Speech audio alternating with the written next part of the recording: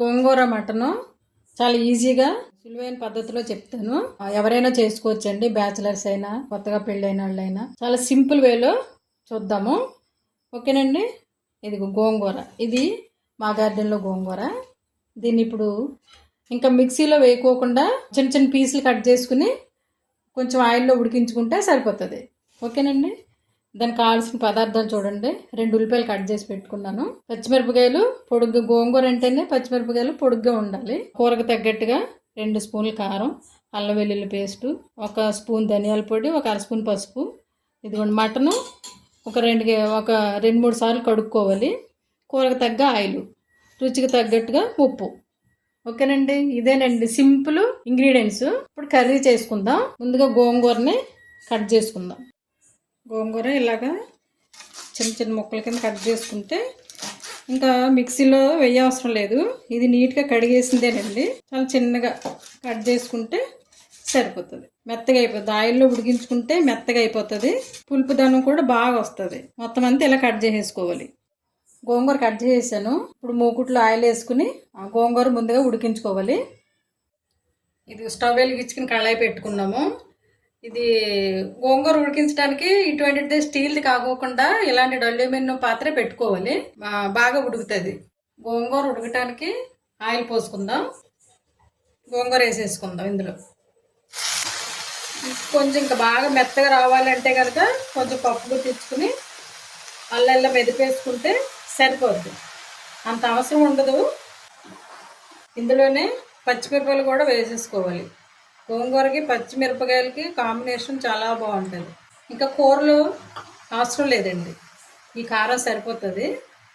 ఇప్పుడు దీని మీద మూత పెట్టుకుందాం. ఇందులో ఇప్పుడు కొంచెం ఉప్పు వేసుకోవాలి. మిగతాది కర్రీలో వేసుకుందాం. కలుపుకోవాలి మెత్తగా. చూడండి ఎంత మెత్తగా ఉడికిపోయిందో. గోంగూర తర్వాత ఆమ్లెట్ ఇలాంటి ముక్కుట్లో వేసుకుంటేనే బాగుంటుంది. ఇంకా మిక్సీ గట్ట ఏం అవసరం లేదండి. ఇంకా బాగా మెత్తగా పేస్ట్గా కావాలంటేనే వేసుకోవచ్చు. ఇప్పుడు ఇది దించేసుకుని పక్కన పెట్టుకుందాం. మటన్ కర్రీ ప్రిపేర్ చేసుకుందాం ఇప్పుడు. ఓకేనండి. ఇక మటన్ కర్రీకి కళాయి పెట్టుకున్నాము. స్టవ్ వెలిగించుకుని ఇప్పుడు ఆయిల్ పోసుకుందామండి. ఉల్లిపాయలు ఇలా వేగినాయి కదా. ఇప్పుడు ఇందులో మటన్ వేసేసుకుందాం. మటను అల్లంతో ఉడికితే టేస్ట్ వస్తుంది, బాగుంటుంది.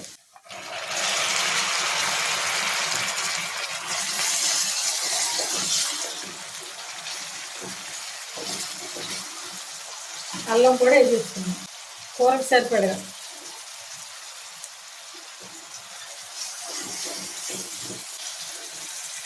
బాగా మెత్తగా ఉడకాలి కదండి. అల్లంతో ఉడికితేనే బాగుంటుంది, టేస్ట్గా కూడా ఉంటుంది. పీస్ మెత్తగా అయిపోతుంది. సిమ్లో పెట్టుకుని ఉడికించుకోవాలి. మూత పెట్టుకుని సిమ్లో పెట్టుకుందాం. కర్రీ డ్రై అయిపోయింది. ఇప్పుడు కారం కూడా వేసేసుకుందాం. కూరకు తగ్గట్టుగా కారం వేసేసుకోవాలి. గోంగూరలు ఇందాక కొంచెం ఉప్పు వేసుకున్నాం, మిగతా వేసేసుకోవాలి. పసుపు, ధనియాల పౌడర్ వేసేసుకుని కొంచెం వాటర్ పోసుకోవాలి. కారం అన్నీ ఇప్పుడే చూసుకోవాలి. సరిపోకపోతే ఇంకా కొంచెం వేసుకోవాలి. కారం తినేదాన్ని బట్టి వేసుకోవాలండి. గోంగూర వేసాం కదా, కొంచెం కారంగా ఉంటేనే బాగుంటుంది. ఈ కప్పుతో వేసుకుంటే సరిపోతుంది. ఇప్పుడు ఇందులోనే గరం మసాలా వేసేసుకుందాం. సరిపోద్ది. స్టవ్ మీడియం ఫ్లేమ్ మీద పెట్టుకుని సిమ్లో కాకుండా మీడియం ఫ్లేమ్ మీద పెట్టుకుంటే ఒక మంట తగిలిన తర్వాత అప్పుడు గోంగూర వేసుకుందాం. అన్నీ వేసేసుకున్నాం కాబట్టి. ఓకేనా. మటన్ కర్రీ ఎంత వచ్చిందో చూద్దాము. కొంచెం దగ్గర పడిపోయింది. ఇప్పుడు ఇలా ఉండగా మనం గోంగూర వేసేసుకోవాలి. గోంగూర ముందుగా ఉడికించుకున్నాం కదా, అది వేసేసుకుని కలిపేసుకోవాలి. ఇంకా బాగా దగ్గర పడిపోతే గోంగూర కలవదు. అందులో ఆయిల్లోనే ఉడికించుకున్నాం కదండి, ఇలాగా కలిపేసుకోవాలి. కలిపేసుకుని సిమ్లో పెట్టుకుని ఒక పావు గంట అయినా ఉడికించుకోవాలి. ఓకేనండి. ఇలా కలిపేసుకున్నాం కదా, ఇప్పుడు సిమ్లో పెట్టుకుని ఒక 10 నిమిషాలు ఉడికించేసుకుని కొత్తిమీర వేసుకుని దించేసుకుంటాం. ఓకేనండి. ఈ వీడియో కనుక మీకు నచ్చితే లైక్ చేయండి, షేర్ చేయండి, సబ్స్క్రైబ్ చేయండి. ఓకేనండి. Thank you for watching. Bye.